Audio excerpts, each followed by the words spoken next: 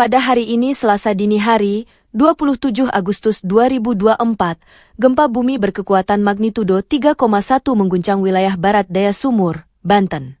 Menurut data dari Badan Meteorologi, Klimatologi, dan Geofisika, BMKG, gempa ini terjadi pada pukul 3.51 WIB dengan titik koordinat gempa berada di 6,99 lintang selatan, LS, dan 105,41 bujur timur, BT. Gempa dengan magnitudo 3,1 termasuk dalam kategori gempa ringan dan biasanya tidak menimbulkan kerusakan yang signifikan pada bangunan atau infrastruktur. Meski demikian, getarannya bisa dirasakan oleh masyarakat yang berada di sekitar pusat gempa, terutama mereka yang berada di dalam bangunan bertingkat atau di lokasi yang berdekatan dengan epicenter. BMKG juga menekankan bahwa informasi ini didasarkan pada data sementara yang jolah dengan cepat. Oleh karena itu, data dan informasi terkait gempa ini bisa mengalami perubahan setelah adanya analisis lebih lanjut. Masyarakat diharapkan selalu memperbarui informasi dari sumber resmi seperti BMKG. Gempa magnitudo 6,2 guncang barat Laut Tanimbar, Provinsi Maluku. Pada Selasa, 27 Agustus 2024, pukul 9.15 WIB, wilayah barat Laut Tanimbar diguncang oleh gempa bumi dengan kekuatan magnitudo 6,2. Berdasarkan informasi yang dirilis oleh Badan Meteorologi, Klimatologi, dan Geofisika, BMKG, gempa ini berlokasi di laut pada koordinat 7,36 derajat lintang selatan dan 129,77 derajat bujur timur. Pusat gempa berada di laut, sekitar 183 km barat Laut Tanimbar, dengan kedalaman 10 km. Gempa ini memiliki kedalaman yang relatif dangkal yang dapat menyebabkan getaran lebih terasa di permukaan, terutama di wilayah-wilayah yang dekat dengan epicenter. Getaran gempa ini dilaporkan dirasakan di beberapa daerah dengan skala intensitas Modified Mercalli Intensity, MMI, yaitu MMI 3 di Tepa, MMI 2, 3 di Saumlaki, MMI 3 di Masela, dan MMI 3 di Babar Timur. Getaran yang dirasakan dengan skala MMI 3 berarti getaran dirasakan cukup kuat di dalam ruangan dan terasa seperti getaran truk yang lewat, sedangkan MMI 2, 3 berarti getaran terasa lemah hingga sedang, tergantung pada lokasi. Hingga saat ini, belum ada laporan resmi mengenai kerusakan bangunan atau korban jiwa akibat gempa ini. Namun, BMKG terus memantau situasi dan mengimbau masyarakat untuk tetap waspada terhadap kemungkinan gempa susulan. BMKG menyampaikan bahwa informasi ini disebarkan dengan mengutamakan kecepatan penyampaian. Oleh karena itu, data yang disajikan mungkin belum sepenuhnya stabil dan dapat berubah seiring dengan melengkapinya data dari lapangan. Masyarakat di sekitar wilayah terdampak diimbau untuk tetap tenang dan waspada. Penting untuk selalu memeriksa kondisi bangunan setelah gempa, terutama jika getaran terasa cukup kuat. Apabila terdapat kerusakan atau situasi darurat akibat gempa ini, masyarakat diharapkan segera melaporkannya kepada pihak berwenang agar penanganan dapat dilakukan dengan cepat dan efektif. Pihak berwenang akan terus memantau perkembangan situasi dan memberikan panduan terkait langkah-langkah mitigasi bencana jika diperlukan. Komunikasi yang baik antara masyarakat dan pihak berwenang sangat penting untuk menangani situasi ini dengan efektif. Selalu ikuti petunjuk dan informasi terbaru dari BMKG dan pihak berwenang setempat untuk memastikan keselamatan diri dan keluarga. Dengan tetap waspada dan mengikuti panduan keselamatan, kita dapat mengurangi risiko dan dampak yang mungkin ditimbulkan oleh gempa bumi ini. Mari bersama-sama menjaga keselamatan dan tetap waspada terhadap segala kemungkinan yang bisa terjadi. Masyarakat Indonesia saat ini tengah diliputi rasa ketakutan menyusul prediksi akan terjadinya gempa megatrust yang disebut-sebut bisa mengguncang wilayah Nusantara. Kabar ini semakin mengkhawatirkan karena Pulau Jawa, salah satu pulau terpadat di Indonesia, diperkirakan akan terkena dampak signifikan dari bencana tersebut. Bahkan, ada kekhawatiran bahwa gempa ini bisa menyebabkan terbelahnya Pulau Jawa. Apa itu gempa megatrust? Gempa megatrust adalah gempa bumi besar yang terjadi di zona subduksi, yaitu area di mana lempeng tektonik saling bertemu dan salah satunya bergerak ke bawah lempeng yang lain. Di Indonesia, salah satu wilayah yang berisiko tinggi mengalami gempa megatrust adalah zona subduksi di sepanjang pantai barat Sumatera, selatan Jawa, hingga Nusa Tenggara. Gaya geser yang terjadi di zona ini dapat menghasilkan gempa bumi dengan kekuatan yang sangat besar, bahkan melebihi skala 9,0 pada skala Richter. Mengapa Pulau Jawa berisiko? Pulau Jawa, yang merupakan salah satu pulau terpadat di dunia, berada di atas zona subduksi aktif di selatan Jawa. Kondisi ini menempatkan Pulau Jawa pada risiko tinggi terkena dampak langsung dari gempa megatrust. Selain itu, infrastruktur yang padat dan populasi yang besar di pulau ini membuat potensi kerusakan dan korban jiwa menjadi sangat tinggi jika bencana ini terjadi.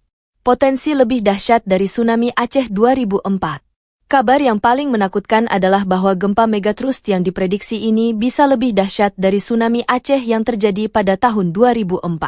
Tsunami Aceh, yang dipicu oleh gempa berkekuatan 9,1 SR, menewaskan lebih dari 230.000 orang di berbagai negara dan menyebabkan kerusakan yang luar biasa.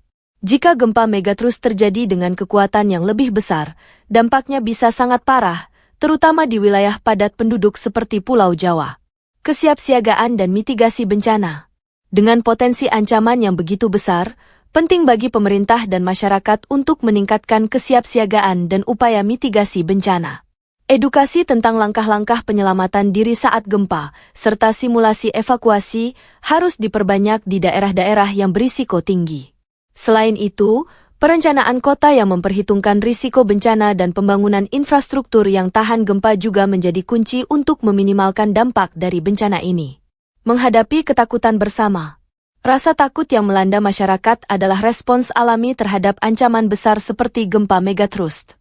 Namun, penting untuk menghadapi ketakutan ini dengan informasi yang akurat dan langkah-langkah nyata untuk melindungi diri dan keluarga. Dengan pemahaman yang lebih baik tentang risiko yang ada, serta kesiapsiagaan yang tepat, kita dapat bersama-sama mengurangi dampak yang mungkin ditimbulkan oleh bencana ini. Meskipun prediksi tentang gempa megatrust ini telah menimbulkan kekhawatiran besar di masyarakat, penting untuk tidak panik, tetapi tetap waspada dan siap. Kita harus berharap yang terbaik namun juga mempersiapkan diri untuk menghadapi yang terburuk demi keselamatan bersama. Berikut tindakan yang perlu Anda lakukan saat terjadi gempa. Saat gempa terjadi, berusahalah untuk tidak panik dan tetap tenang. Tarik napas dalam-dalamnya, lalu lihatlah keadaan sekitar dan pilihlah tempat yang aman untuk berlindung. Jika pada saat gempa sedang berada di dalam penginapan, berusahalah menyelamatkan diri dan orang yang ada di sekitarmu. Berlindung di bawah meja adalah tempat terbaik untuk melindungi diri dari benda-benda yang berjatuhan akibat gempa.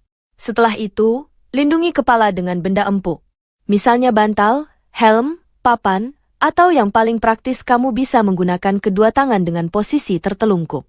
Jika pada saat gempa terjadi kamu sedang berada di luar ruangan, tindakan pertama yang harus dilakukan adalah bergerak menjauhi gedung dan tiang lantas menuju daerah terbuka. Tetap tenang dengan menarik napas dalam-dalam dan jangan lakukan apapun. Sebab, biasanya setelah gempa pertama akan terjadi gempa susulan. Jika saat itu kamu sedang berada di kerumunan, biasanya akan terjadi kepanikan. Untuk menghindari hal tersebut kamu bisa perhatikan arahan petugas penyelamat dan usahakan langsung menuju ke tangga darurat untuk menuju ke daerah terbuka. Jika gempa terjadi saat kamu sedang berada di gunung, bergeraklah menuju daerah lapang untuk berlindung. Hindari daerah dekat lereng karena ada kemungkinan akan menimbulkan longsor dan mengancam keselamatan jiwa. Gempa di bawah laut bisa menimbulkan gelombang tsunami. Jika gempa itu terjadi, bergeraklah ke dataran yang lebih tinggi. Bagi yang sedang melakukan perjalanan saat terjadi gempa, berpeganglah erat agar tak terjatuh. Berhentilah di tempat yang lapang dan berhentilah di sana. Pada Selasa, 27 Agustus 2024, pukul 5.17 WIB, wilayah Timur Laut Ruteng, Manggarai, Nusa Tenggara Timur, NTT, diguncang oleh gempa bumi dengan kekuatan magnitudo 3,0. Berdasarkan data dari Badan Meteorologi, Klimatologi, dan Geofisika, BMKG, gempa ini berlokasi pada koordinat 8,40 derajat lintang selatan dan 120,54 derajat bujur timur. Pusat gempa berada di darat, sekitar 25 km timur Laut Ruteng, dengan kedalaman mencapai 162 km. Gempa dengan magnitudo 3,0 dan kedalaman 162 km ini tergolong ringan, sehingga kemungkinan besar tidak menimbulkan kerusakan yang signifikan di permukaan. Namun, getaran mungkin dirasakan oleh beberapa warga di sekitar wilayah epicenter. Hingga saat ini, belum ada laporan resmi mengenai kerusakan atau korban jiwa akibat gempa ini. BMKG mengimbau masyarakat untuk tetap tenang dan tidak panik. Informasi ini disampaikan oleh BMKG dengan mengutamakan kecepatan penyebaran. Oleh karena itu, Hasil pengolahan data mungkin belum sepenuhnya stabil dan bisa berubah seiring dengan melengkapinya data dari lapangan. Masyarakat diminta untuk terus memantau informasi resmi dari BMKG untuk mendapatkan pembaruan terbaru terkait gempa ini. Meskipun gempa ini tidak menyebabkan kerusakan parah, tetap penting bagi masyarakat di sekitar wilayah terdampak untuk waspada terhadap kemungkinan gempa susulan.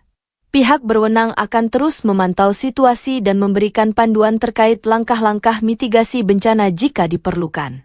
Selalu ikuti panduan keselamatan yang disarankan oleh BMKG dan tetap waspada terhadap segala kemungkinan yang bisa terjadi. Mari bersama-sama menjaga keselamatan diri dan keluarga serta terus berdoa agar dijauhkan dari bencana yang lebih besar. Gempa berkekuatan magnitudo 3,8 guncang barat laut Luwu Timur, Sulsel. Gempa bumi dengan kekuatan magnitudo 3,8 mengguncang wilayah barat laut Luwu Timur, Sulawesi Selatan, Sulsel, pada Selasa, 27 Agustus 2024, pukul 9.13 waktu Indonesia Barat. Berdasarkan informasi dari Badan Meteorologi, Klimatologi, dan Geofisika, BMKG, pusat gempa berada pada koordinat 2,48 derajat lintang selatan dan 121,14 derajat bujur timur. Gempa ini terjadi di darat, sekitar 11 km barat laut Luwu Timur, dengan kedalaman 5 km. Kedalaman gempa yang sangat dangkal ini dapat menyebabkan getaran yang lebih terasa di wilayah sekitar epicenter, meskipun kekuatan gempa tidak terlalu besar. BMKG menyampaikan bahwa informasi ini disebarluaskan dengan mengutamakan kecepatan penyampaian. Oleh karena itu, data yang disajikan mungkin belum sepenuhnya stabil dan dapat berubah seiring dengan melengkapinya data dari lapangan. Masyarakat diimbau untuk terus memantau informasi terbaru dari BMKG dan mengikuti panduan keselamatan jika terjadi gempa susulan. Berikut ini prediksi dari BMKG terkait gempa megatrust yang bisa memicu terjadinya tsunami di Indonesia. Ini waktu dan lokasinya.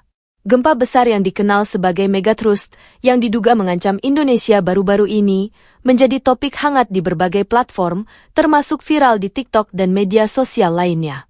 Kabar mengenai gempa ini, yang berpotensi memicu tsunami dahsyat, menyebar setelah terjadinya gempa besar berkekuatan 7,1 skala Richter di Jepang, tepatnya di Pulau Kyushu, pada Kamis, 8 Agustus 2024, lalu.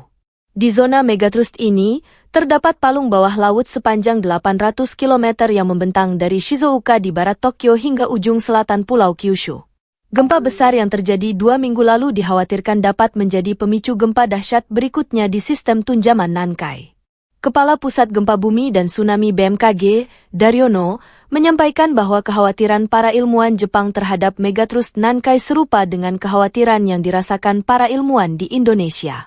Di Indonesia, yang perlu mendapat perhatian khusus adalah seismic gap megatrust Selat Sunda, M87, dan megatrust Mentawai Siberut, M89.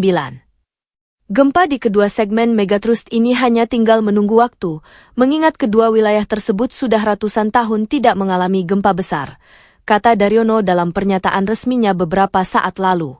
Sebagai langkah mitigasi, BMKG telah menyiapkan sistem monitoring, pemrosesan, dan penyebaran informasi gempa serta peringatan dini tsunami yang semakin cepat dan akurat.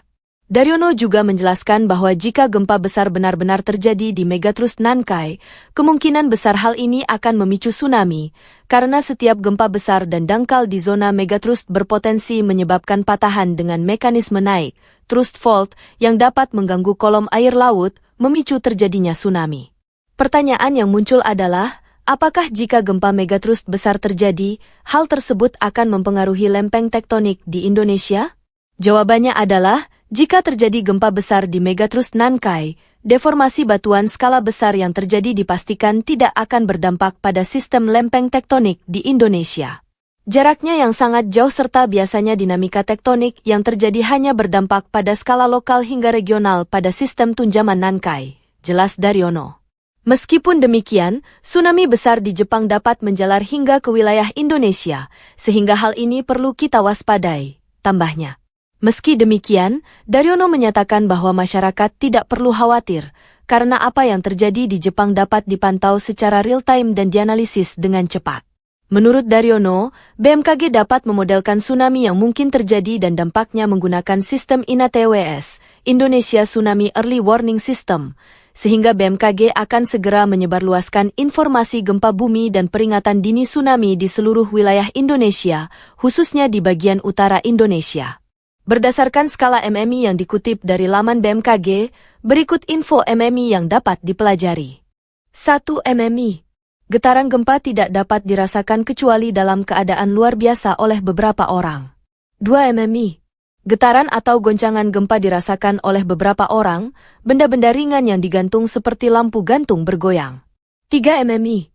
Getaran gempa dirasakan nyata dalam rumah.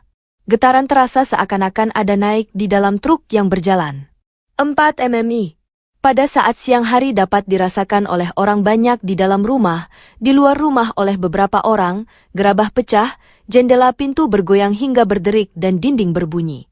5. IMIMI. Getaran gempa bumi dapat dirasakan oleh hampir semua orang, orang-orang berlarian, gerabah pecah, barang-barang terpelanting, tiang-tiang dan benda besar tampak bergoyang, bandul lonceng dapat berhenti. 6. MI. Getaran gempa bumi dirasakan oleh semua orang. Kebanyakan orang terkejut dan lari keluar, plester dinding jatuh dan cerobong asap di pabrik rusak, kerusakan ringan. 7. MMI. Semua orang di rumah keluar. Kerusakan ringan pada rumah dengan bangunan dan konstruksi yang baik.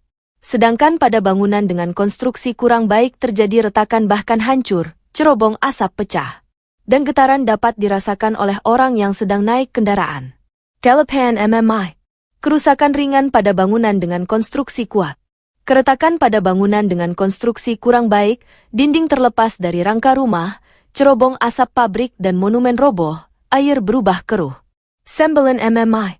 Kerusakan pada bangunan dengan konstruksi kuat, rangka rumah menjadi tidak lurus, banyak terjadi keretakan. Rumah tampak bergeser dari pondasi awal. Pipi-pipa dalam rumah putus. 10. MMI. Bangunan dari kayu yang kuat rusak, rangka rumah lepas dari pondamennya, tanah terbelah rel melengkung, tanah longsor di tiap-tiap sungai dan di tanah-tanah yang curam. 11. MMI. Bangunan-bangunan yang sedikit yang masih berdiri. Jembatan rusak, terjadi lembah.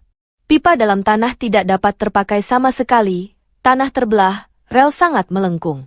12. MMI. Hancur total, gelombang tampak pada permukaan tanah. Pemandangan berubah gelap, benda-benda terlempar ke udara.